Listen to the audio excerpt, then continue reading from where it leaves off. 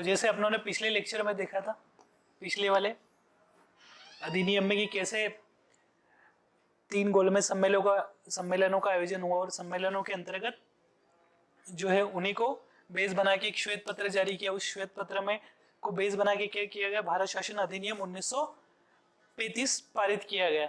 इसी अधिनियम की अगर बात करें तो इस अधिनियम को 10 अनुसूचियां और लगभग 321 धाराएं देखने को मिलती हैं।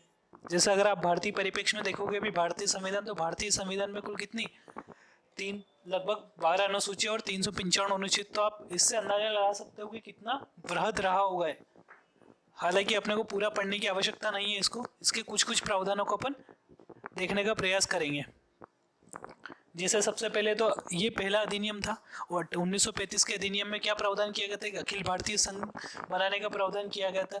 इसी अखिल भारतीय संघ के अंतर्गत के जो अखिल भारतीय संघ का निर्माण कैसे किया जाएगा, इस अखिल भारतीय संघ का ब्रिटिश प्रांतों से मिलाकर गठन करने का प्रावधान किया गया था। हालांकि ये कभी अस्तित्व में नहीं आया क्योंकि ये पूर्ण रूप से लागू ही नहीं हो पाया, इसलिए अस्तित्व में नहीं आया। तो ये बहुत सी बार एग्जाम में पूछ लेते कि 1935 के अधिनियम, किस अधिनियम में जो अखिल भारतीय संघ के गठन करने का प्रावधान किया गया है, तो कौन सा अधिनियम आ जाएगा, 1935 का अधिनियम आ जाएगा। दूसरा अगर बात करें तो प्रांतों की बजाय, जैसे अपने देखा कि 1919 के अधिनियम में कैसे प्रांतों में द्वैध शासन व्यवस्था लागू कर दी गई थी, जैसे आरक्षित और हस्तांतरित विषय किए गए थे।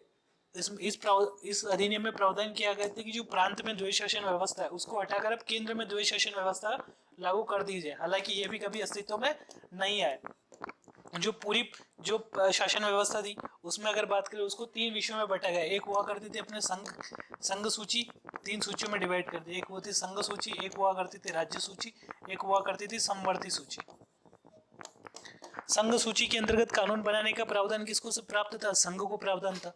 उसके बाद अगर बात करें तो राज्य सूची के अंतर्गत कानून बनाने का प्रावधान किसको था, राज्यों का था। समवर्ती सूची पे दोनों प्रावधान बना सकते थे।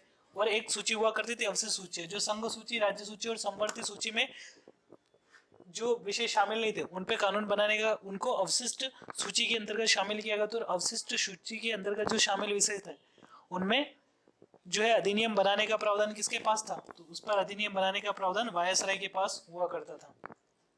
उसके बाद अगर बात करें इसी अधिनियम में एक प्रावधान किया गया था, संघीय बैंक बनाने का प्रावधान किया गया था।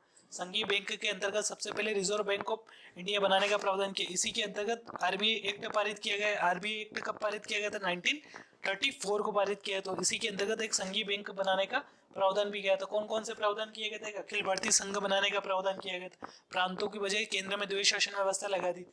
उसके बाद अगर बात करें 3 विषयों में बांटा गया था। कौन से, संघ सूची, राज्य सूची और समवर्ती सूची में विषयों को बांट दिया गया था। उसके बाद जो विषय बचे रह गए उनको अवशिष्ट सूची में शामिल कर लिया गया था। तो संघीय बैंक की स्थापना कर दी। इसी प्रकार एक संघीय न्यायालय की स्थापना करने का प्रावधान भी इसमें किया गया था। संघीय न्यायालय की स्थापना करने का प्रावधान किया। ये कब अस्तित्व में है, 1937 में अस्तित्व में है। इस संघीय न्यायालय के पहले जज जो बने, इसके पहले जो सीजे बने वो कौन थे, सर मॉरिस ग्वायर बने थे। कौन बने थे, sir Morris Gwyer. Chief justice बने सर मॉरिस ग्वायर बने थे। ये भी पूछ लेते हैं कि संघीय न्यायालय बनाने का सर्वप्रथम प्रावधान किस अधिनियम में किया गया था, 1935 के अधिनियम में किया गया था। इसमें प्रांतीय लोक सेवा आयोग गठन का प्रावधान किया गया था। अपनों ने देखा था कि संघ लोक सेवा आयोग के गठन का प्रावधान 1919 के अधिनियम में किया गया था। तो 1935 के अधिनियम में आगे बढ़कर संघ की बजाय प्रांतों में भी द्वैध शासन व्यवस्था लागू करने का प्रावधान कर दिया गया था। तो प्रांतीय जो है प्रांत में द्वैध शासन व्यवस्था लागू करने का प्रावधान किस अधिनियम के अंतर्गत किया गया था, तो क्या देखेंगे अपन, प्रांतीय लोक सेवा आयोग के गठन का प्रावधान किया गया था 1935 के अधिनियम में किया गया था। उसके बाद अगर बात जो बर्मा वाला रीजन था, अगर भारत की परिप्रेक्ष्य में अगर आप मैप देखोगे भारत का,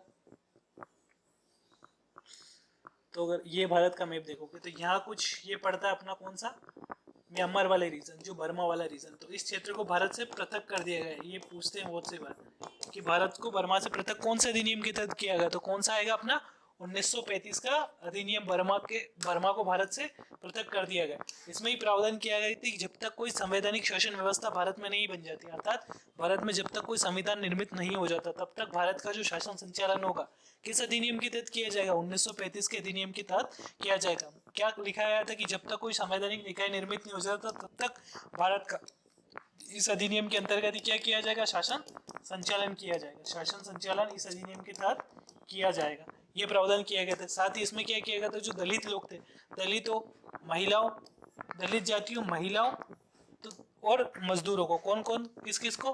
दलितों को, महिलाओं को और मजदूरों को क्या कर दिया गया? दलितों, महिला और मजदूरों को क्या कर दिया गया?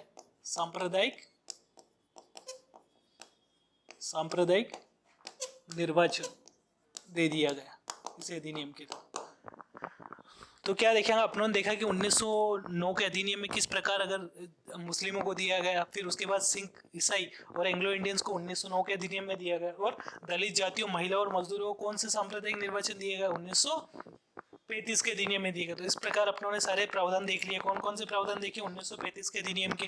कि सबसे पहले अखिल भारतीय संघ के गठन का प्रावधान किया गया था। दूसरी चीज क्या करी इन्होंने? प्रांतों की बजाय केंद्र में द्वैत शासन व्यवस्था लागू कर दी। एक संघीय बैंक की स्थापना करने का प्रावधान किया गया था।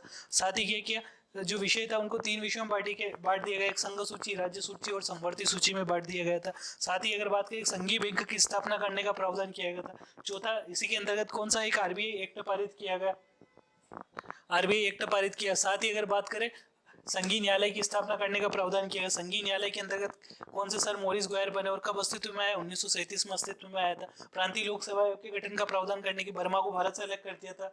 उसके बाद दलितों, महिला और जो है मजदूरों को अलग से सांप्रदायिक निर्वाचन देने का प्रावधान कर दिया, और जब तक कोई संवैधानिक निकाय नहीं बन जाता तब तक इसका भारत के अंतर्गत होगा। ये प्रावधान सारे किए गए थे। अब इससे आगे का अपन अगले लेक्चर में कंटिन्यू करेंगे, जिसके अंतर्गत मैं आपको बताऊंगा कैसे क्या चुनाव हुए इसके अंतर्गत। उसके बाद अगर बात करेंगे अपन व्यक्तिगत सत्याग्रह, कैसे भारत छोड़ो आंदोलन हुआ, कैसे जो है कैबिनेट मिशन भारत में आया, कैबिनेट मिशन की सिफारिशों के आधार पर कैसे क्या जो है भारतीय संविधान सभा का गठन हुआ। उसी के अंतर्गत अपना 1947 का अधिनियम, जो भारतीय स्वतंत्रता अधिनियम के बारे में चर्चा कर लेंगे।